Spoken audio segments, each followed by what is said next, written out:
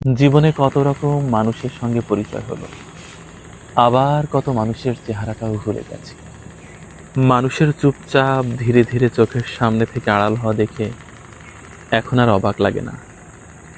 যার সঙ্গে আমার যতটুকু পথযাত্রা লেখা আছে, সে ততটুকু রাস্তায় আমার সঙ্গে হাঁটবে।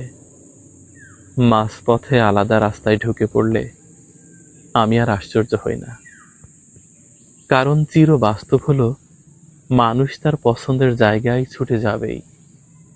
কে চলে গেল, কেন চলে গেল, এসব কারণ আর খোঁজা হয় না।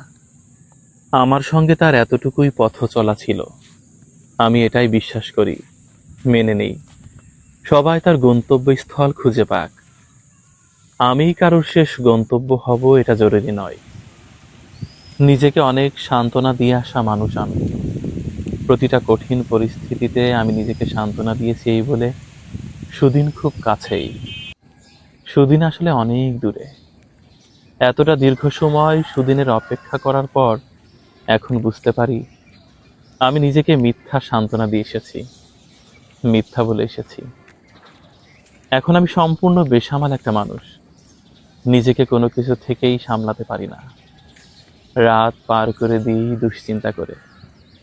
তবে সুদিন আসবে, দুশ্চিন্তা শেষে এখনো নিজেকে এটাই বলি, সুদিন আসবে আমার বিশ্বাস।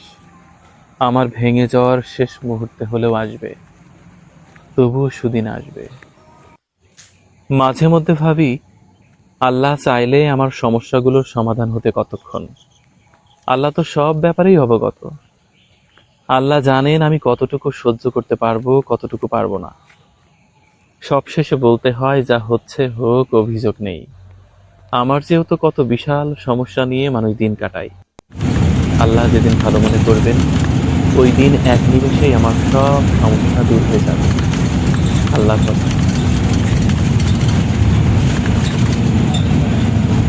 জীবনে কত রকম মানুষের সঙ্গে পরিচয় হলো, আবার কত মানুষের চেহারাটাও ভুলে গেছি। মানুষের চুপচাপ ধীরে ধীরে চোখের সামনে থেকে আড়াল হওয়া দেখে এখন আর অবাক লাগে না।